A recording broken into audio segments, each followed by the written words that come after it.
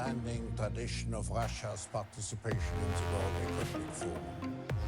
At this moment in history, where the world has a unique and short window of opportunity to move from an age of confrontation to an age of cooperation, the ability to hear your voice, the voice of the President of the Russian Federation, is essential. Even and especially in times characterized by differences, disputes and protests, constructive and honest dialogue to address our common challenges is better than isolation and polarization. Yesterday, your phone exchange with President Biden and the agreement to extend the New START nuclear arms treaty in principle is a very promising sign in this direction. COVID-19, Mr. President, has shown our global vulnerability and interconnectivity. And like any other country, Russia will certainly also be affected, and your economic development and prospects for international cooperation, of course, is of interest to all of us. Mr. President, we are keen to hear from your perspective and from that of Russia, how you see the situation developing in the third decade of the 21st century and what should be done to ensure that people everywhere find peace and prosperity. Mr. President, the world is waiting to hear from you. Спасибо. Уважаемый господин Шваб, уважаемый господин Шваб. Mr. Schwab, dear colleagues, dear Klaus, I've visited Davos many times, assisting meetings starting from the 90s. Mr. Schwab mentioned that we met each other first back in 1992 in St. Pete. When I worked in St. Pete, I visited this forum many times. I'd like to thank you for this opportunity today for me to make my statement vis-a-vis the expert community which is participating in this forum thanks to your efforts, Mr. Schwab. First of all, ladies and gentlemen, I'd like to welcome all World Economic Forum participants. And I'd like to start with the following. It's rather gratifying, in spite of the pandemics, it's rather gratifying to see that this year, despite of the restrictions caused by the coronavirus, the forum continues its work online. It has provided an opportunity for the participants to engage in open and free discussion and share their evaluations and forecasts. And it partially makes up for the lack of direct communication between the leaders of states, global businesses, and the world community that has accumulated over the past months. All of this is important now that when we are facing so many complex issues requiring solutions. This foray is the first foray in the third decade of the 21st century, and the majority of its topics are dedicated to the profound changes which are taking place in our planet, in the world. It is indeed hard to ignore the fundamental transformations in global economy, politics, social life, and technology. The coronavirus pandemic, which you mentioned before, has become a major challenge to the entire mankind, has just further accelerated the structural changes, the preconditions for which have been already in place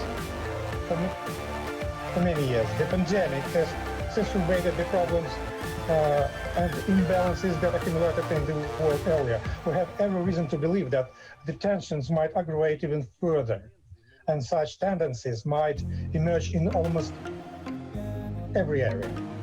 Naturally, there are no direct parallels in history, but some experts, however, I do respect their opinion, they compare the current situation to the late 20s or early 30s of the last century.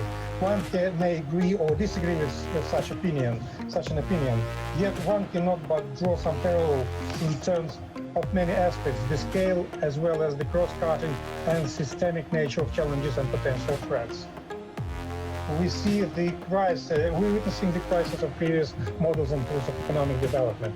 Social stratification is increasing both globally and in individual countries.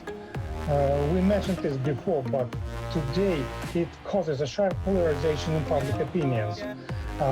Populism, right and left-wing radicalism, and other extreme movements are on the rise. Domestic political processes, including in leading economies, are escalating and becoming more violent. All of this cannot but impact the nature of international relations, making them less stable and predictable. International institutions are weakening. Regional conflicts are multiplying. The global security system is degrading. And Klaus just mentioned my yesterday's phone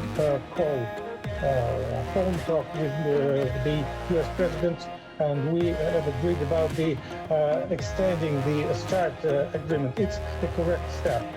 But anyway, the contradictions are multiplying. And it is well known that in the 20th century, the failure and inability to essentially resolve such issues resulted in a catastrophic World War cost.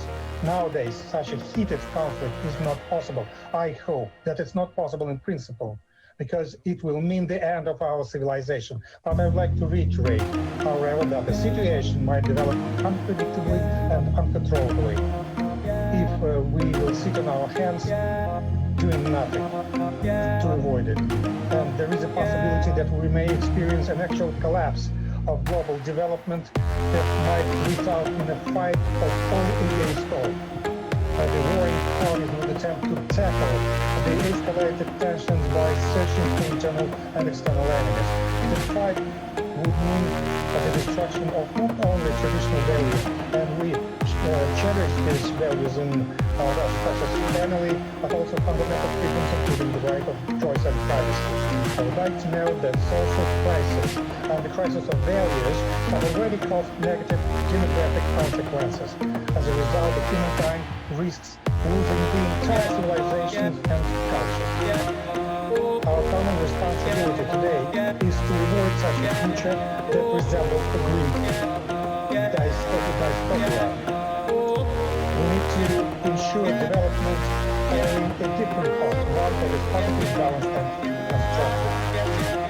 And in this regard, I would like to elaborate on the key challenges that, in my opinion, are facing the world community today. The first one of them is the social and economic nature. Well, it's true. If we look at the statistics, despite the severe crises of 2008 and 2020, the past 40 years, one can call extremely successful for the global economy. Starting from 1980, the global GDP at purchasing power parity in real terms, per capita has doubled. And it's a positive sign. Globalization and domestic growth have resulted in a boost in developing countries. More than 1 billion people have been lifted out of poverty. For instance, if we take an income level of $5.5 US per person per day at purchasing power parity, according to the World Bank, the number of people with lower income in China has reduced from 1.1 billion in 1990 to less than 300 million in recent years, and it's a success for China. In Russia, this number has been decreased from almost 64 million people in 1999 to about 5 million people as of now. And we think that we are moving in the right direction. And it's the most important area. But the main question, the answer to which gives much insight into the current problems, is what was the nature of this global trade? Who benefited most from it? Undoubtedly, as I've already said, that developing countries gain much benefit using the growing demand for their traditional and even new products. But however, this embedding in the global economy resulted not only in new jobs and export commerce, but also in social costs, including significant income gap in the population. And another situation in the developed countries, whose level of average well-being is much higher. Basically, the problems of stratification here and in developed countries have proven to be even more profound. According to the World Bank estimates, while there were 3.6 million people living on less than $5.5 a day in the US in the year 2000, in 2016, this figure rose up to 5.6 million. During the same period, globalization resulted in a substantial increase in the profits of the large multinational companies, primarily American and European ones. And as to the people in European countries, developed European countries, the tendency is the same like in America. But again, who gets this revenue talking about companies? The answer is obvious. Those who represent 1% of the population. And what has happened with the other 50? Past 30 years, the income of more than half of the citizens of a number of developed countries in real terms has not increased, while the cost of education and health services has tripled. Has increased. Has tripled actually. That is, millions of people, even in rich countries, have ceased to see the prospect of increasing their income. At the same time, they face the problems of how to preserve their own health and that of their parents, how to provide quality education for their children. There is also a large proportion of people who, in fact, turn out to be non-demanding. Most according to the International Labour Organization estimates, in 2019, 21% of young people in the world, or 267 million, were neither studying nor working. I mean, among those who have worked, that's an interesting figure. Even among those who work, 30% live on less than $3.2 a day at purchasing power parity. Such imbalances in global social and economic development are the direct results of the targeted policy that has been conducted since the 80s of the last century, often blatantly and dogmatically based on the so-called Washington Consensus, with its unwritten rules that give priority to private debt-driven economic growth, with deregulation and low taxes on the rich and corporations. As I've already mentioned, the coronavirus pandemic has only exacerbated the problems. Last year, the decline in the global economy was the worst since the Second World War. Labor market losses by July were equivalent to almost 500 million jobs. Yes, half of them have been recovered by the end of the year, but still almost 250 million jobs lost is a very large and worrying figure. In the first 9 months of last year alone, global labor income losses totaled $3.5 trillion. And this figure is still rising, which means social tensions are on the rise as well. At the same time, post-crisis recovery is not an easy task. If 20 or 30 years ago, the problem could have been resolved through stimulative macroeconomic policies, that's what we've done, and we're still doing it. So today such mechanisms are no longer working. The resource is practically exhausted. And it's not my job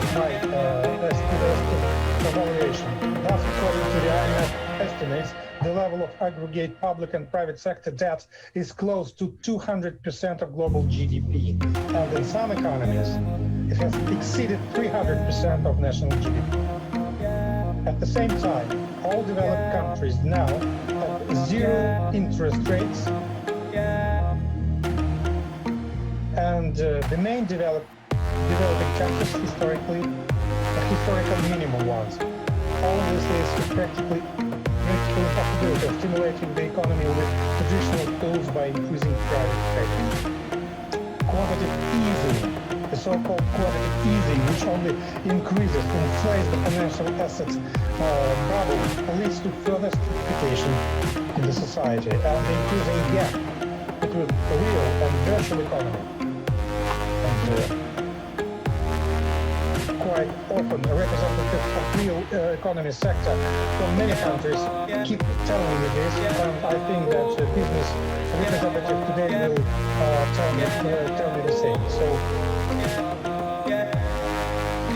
and the increased gap between real and virtual economy, as I said, represents a real threat, and it is fraught with serious and unpredictable disturbances in certain hotspots. Reserving the period growth model related to rapid technological development. Yes, the last 20 years have laid the foundation for what is known as the fourth industrial revolution, which is based on the widespread use of artificial intelligence, automated and robotic solutions. The coronavirus pandemic has greatly accelerated such developments and their implementation. However, this process is also bringing about new structural changes in the labor market. Therefore, without efficient efforts by states, many people are risking their jobs, and this often affects the so-called middle class, which constitutes the core of any modern society. And let me turn to the second fundamental challenge for the forthcoming decade. In other words, the social and political challenge. Increasing economic problems and inequality are splitting the society. They pave the way for social, racial, national intolerance, and this pressure shows even in those countries which seem to possess well-established civic and democratic institutions that are designed to smooth over, mitigate such events and incidents. Systemic social-economic problems leads to public discontent, and it requires special attention. These problems should be resolved. There are dangerous illusions that we can just don't deal with it, bury them deep. But in this case, the public discontent will increase and the society will be divided, because the reasons of public discontent has to do with real problems which affect everybody, independently what political beliefs or what political ideas they stick to. Real problems, they lead to discontent. I will point out one more important aspect. Modern technology, modern technological, digital giants have been playing an increasingly significant role in the life of the society. We talk a lot about that, taking into account what has happened in the United States. And we're not talking about economic giants only. In certain areas, they are competing with states, and their audience include millions and millions of users, which using these ecosystems, and they spend a lot of time there. And the company's monopoly position, as they can see it, is best suited for running technological and business processes. Probably it's true, but here is the question. How well does this monopolism correlate with the public interest? Where is the distinction between successful global businesses, sought after services and big data consolidation on the one hand, and the efforts to rule the society in a rude and self-servicing manner by substituting for legitimate democratic institutions, by encroaching on or restricting the natural right of people to decide for themselves how to live and what to choose and what view to express freely. On the other hand, we have seen all of this just recently in the United States. And everybody understands quite well what I'm talking about. And I'm sure that the majority of people share this view, including those who are participating today at this meeting. And finally, the third challenge, or to be more precise, the clear threat which we can face in this decade. I mean, the further aggravation of the whole set of international problems.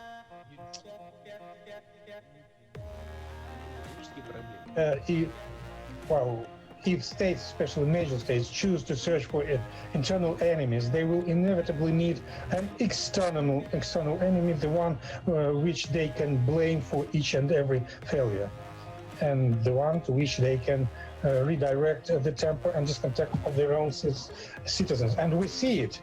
We can see it already. We feel the tension in external policy. Therefore, risks grow. We may expect practical steps to become more aggressive. This might include further pressure on countries that do not agree to become docile, easy to control satellites. The use of trade barriers, illegitimate sanctions, restrictions in the financial, technological, and information spheres. Such a game without rules is dramatically increasing the risks of the unilateral use of military force, which is very dangerous, under any pretexts, invented pretexts, as well as the thought of the emergence of new hotspots on our planet. That cannot but cause a deep preoccupation among us. Dear participants and dear participants, despite this angle of differences and challenges, it is essential that we keep looking positively into the future and remain committed to the constructive agenda. It would be naive to offer some universal magic solutions for the set problems. But all of us should certainly work to develop common approaches, narrow down discrepancies as much as possible, and identify sources of global tension. I would like to reiterate my message. The fundamental reason behind the lack of sustainability in global development is, in many cases, the accumulated social and economic problems. That's why the key issue for us today is this. What logic should we follow in our actions so as not only to quickly restore global and national economies affected by the pandemic, but to ensure that such restoration is sustainable in the long term and as a quality structure, enabling it to help overcome the burden of social imbalances. It is clear that given the above-mentioned limitations of the past macroeconomic policies, further development of the economy will be based to a great extent on fiscal stimulus, with state budgets and central banks playing the key role.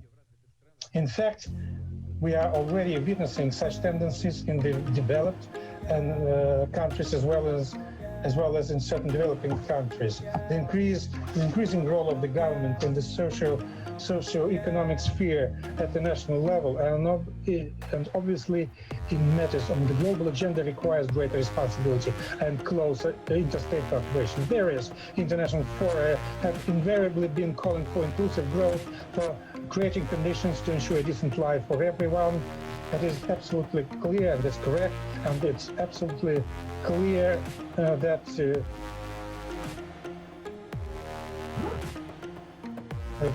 world cannot follow the path of building an economy that works for 1 million people or even for the golden billion. It's a destructive type of policy. Such a model is unsustainable by definition, and recent developments, including the migration crisis, have once again proved that. Today it is important to move from general statements to actions, to put in real efforts and resources to both reducing social inequality within individual states and step by step to narrow the gap between the levels of economic development of different countries and regions of the planet. Thus, we will avoid the migration risks.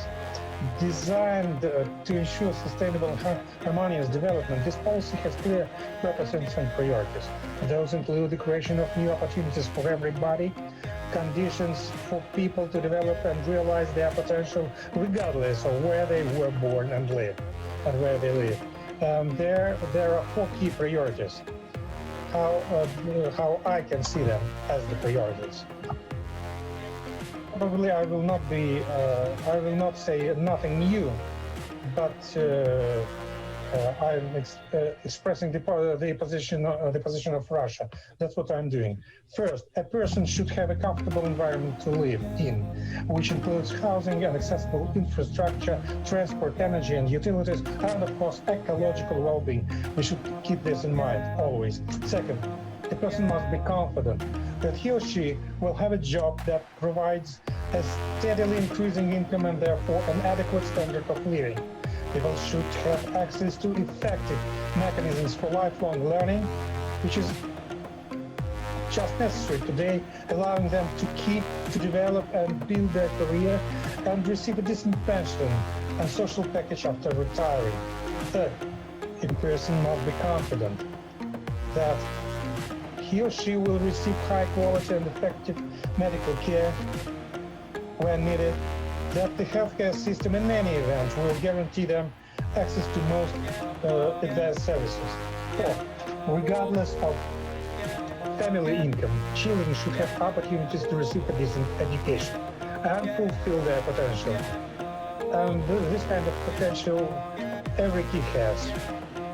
And this is the only way to guarantee the most effective development of a modern economy. An economy that does not view people as a mean,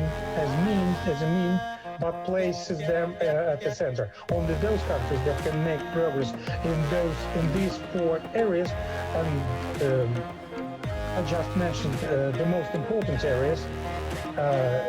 So only those countries that can make progress here will ensure sustainable and inclusive development. And it is these approaches that underline the strategy that Russia is pursuing, my country is pursuing. Our priorities focus on the individual and the family. They center on ensuring democratic development and safeguarding the people, on improving the well-being and protecting the health of our people.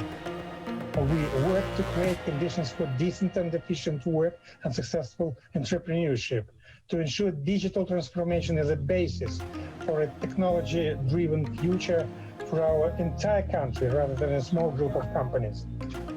In the coming years, we will concentrate the efforts of the government, business, and civil society on these tasks and building a stimulating budget policy. In achieving our national development goals, we're open to broad international cooperation, and we believe that cooperation in matters on the global social and economic agenda would have a positive impact on the general atmosphere in the world affairs. And interdependence in solving urgent problems would lead to stronger mutual trust, which is especially relevant today. It is clear that an era associated with attempts to build a centralized, unipolar world order is over. It hasn't been started even. There were attempts to do this just then, but it's over. Such a monopoly was inherently contrary to the cultural and historical diversity of our civilization. The reality is that there are truly different centers of development in the world with their own distinctive models, political systems, political models, social institutions. And today, it is extremely important to create mechanisms for coordinating their interests, so that the diversity, which is natural, and the natural competition between the poles of development does not turn into anarchy and multiple protracted conflicts. And for this we have to strengthen and develop the universal institutions which bear special responsibility for ensuring global stability and security, and elaboration of rules of conduct in the world economy and trade. I've mentioned many times that many universal institutions are facing hard times today, and at different summits I keep telling about that. These institutions have been created during different era, and facing today's challenges, it's not an easy task for them, objectively. But I'd like to stress that we shall support them. They have unique experience when it comes to using huge potential which has not been implemented. It should be adapted to the realities, but we should use it. We should not make history of them. We should use the new forms of interaction when it comes to multilateralism. Certainly, it can also be understood in different ways. It can be seen as a way of promoting one's own interests and making one's unilateral actions look legitimate, while others are left with no other choice but to nod in approval. Or it can be an opportunity for sovereign states to actually join their efforts to deal with specific problems for the common good. In particular, this may involve the settlement of regional conflicts and creation of technological alliances, as well as many other areas, including the formation of cross-border transport and energy corridors, etc. Dear friends, ladies and gentlemen, you do understand that we have here vast opportunities for mutual work.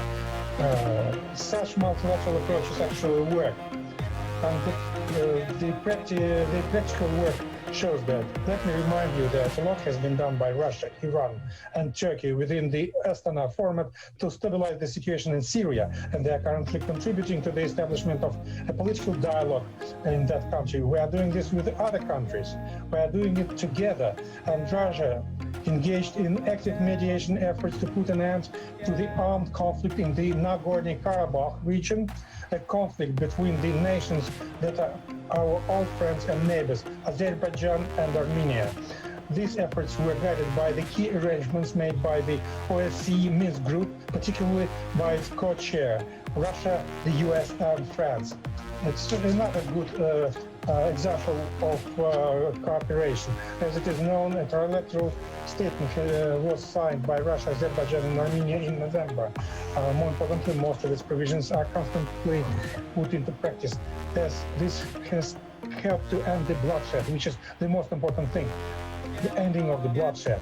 We establish a complete ceasefire, and we start with the stabilization process. Right now, the task for the international community, and of course those countries that have been involved in resolving the crisis, is to provide assistance to the affected regions to help them overcome the humanitarian problems associated with the return of refugees, restoration of the destroyed infrastructure, and protection of historical, religious, and cultural monuments and their restoration.